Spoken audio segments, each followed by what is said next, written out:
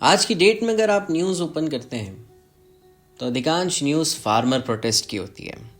किस तरीके से फार्मर्स को रोका जा रहा है, उनकी मांगे वगैरह, ये एक अलग मुद्दा है। लेकिन आज हम संवैधानिक तौर पर ये जानेंगे कि कौन सही है, बाय लॉ, बाय कॉन्स्टिट्यूशन, कि क्या इस तरीके की प्रोटेस्ट करना सही है। क्या गवर्नमेंट या स्टेट इस तरीके से इंटरवीन कर सकता है, क्या आंसू गैस वगैरह और जैसे पुलिस कर रही हैं, आप सब अवेयर हैं।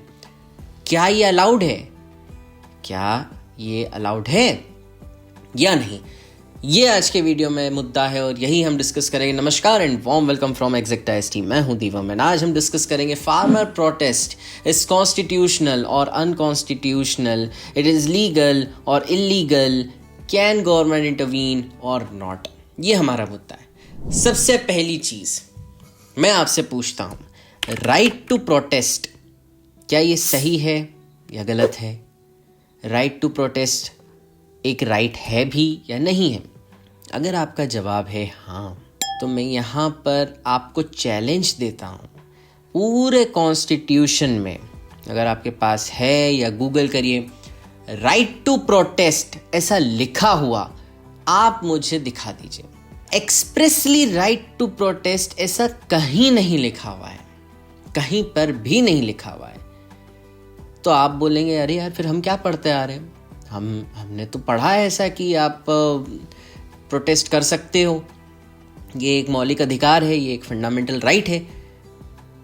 एक्चुअली लॉ में हमेशा एक चीज ध्यान रखिएगा, इट इज और it should be expressly written and clear. Law should be clear and written, ये एक सिद्धांत है लॉ का जो आप जरूर याद रखिए। ये राइट टू प्रोटेस्ट जो चीज है, ये आती है आर्टिकल 19 से, 19। Article 19 sub clause 1 sub clause B क्या कहता है कि protection of certain rights regarding freedom of speech etcetera. Article 19(1) all citizens shall have the right, article 19 sub clause 1 sub clause B, all citizens shall have the right to assemble peacefully and without arms। ये लिखा है article 19 sub clause 1 sub clause B में। यहां से आता है आपका right to protest, ठीक है। If you want to say that, now see listen, if you want to say that right to assemble में धरनाज निकालना अलाउड है, प्रोसेशंस अलाउड है, रैलीज निकालना अलाउड है, प्रोटेस्ट करना भी अलाउड है। All things are done, everything right, correct, बिल्कुल सही है। अब इसका ये कतई मतलब नहीं है कि आप लॉ में से छोटे छोटे शब्द निकालकर अपने हिसाब से इसको मोल्ड कर दें। समझिएगा, you have to read law in total, law has to be followed completely. अब जरा फिर से article 19 sub clause 1 sub clause B पढ़िए, क्या लिखा? Protection of certain rights regarding freedom of speech, all citizens shall have the right to assemble peacefully and without arms. The word is peaceably, peacefully and without arms. Yes, there is a fundamental right to assemble. Yes, आप उसको stretch करके समझ सकते हो कि right to protest है. No doubt, absolutely accepted. But point to be noted here is that this is not an absolute freedom. Constitution does not allow all protest.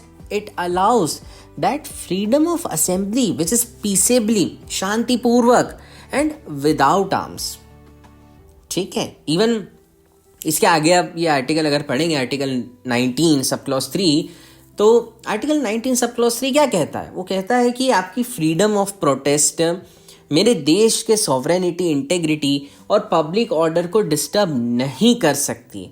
अगर करती है तो state will come, listen to me properly, the state will come rushing. ऐसे state have all the powers to restrict your assembly because you are unfollowing reasonable restrictions, यानी कि you are unfollowing reasonable restrictions, आप जो संविधान में, जो कानून में जो राइट दे रखा है, आप उसके अंतर्गत नहीं आ रहे हो, आप उससे बढ़कर आगे जा रहे हो। आप अगर सोवरेनिटी, इंटीग्रिटी, देश, पब्लिक ऑर्डर को अगर डिस्ट्रॉय कर रहे हो, तो state will come and can take any steps. Okay, अब जो शुरुआत में मैंने आपसे क्वेश्चन पूछा था, क्या स्टेट इंटरवीन कर सकता है, तो यस, स्टेट कैन इंटरवीन, बिल्कुल कर सकता है। लेकिन यहां पर एक छोटी सा ट्विस्ट है। ट्विस्ट ये है कि हमारे लॉ के तहत तो स्टेट कर सकता है इंटरव्यू, कुछ भी कर सकता है, लेकिन वर्ल्ड पॉलिटिक्स में इसका एक गलत इंपैक्ट पड़ता है। Today India is one of the leading countries towards the coming best country, है ना। हम बेस्ट कंट्री बनने की तरफ की रेस में सबसे आगे हैं।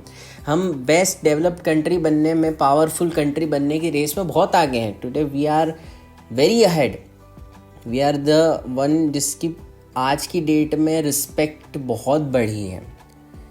ऐसे में इस तरीके की जब पिक्चर्स, इस तरीके की न्यूज़ जब बाहर जाती है, तो जो नेशंस हम लोग को नहीं पसंद करते हैं वो इस पे 50 कमेंट करते हैं और गलत कमेंट करते हैं, और इससे आपकी इमेज खराब होती है जियोपॉलिटिक्स में।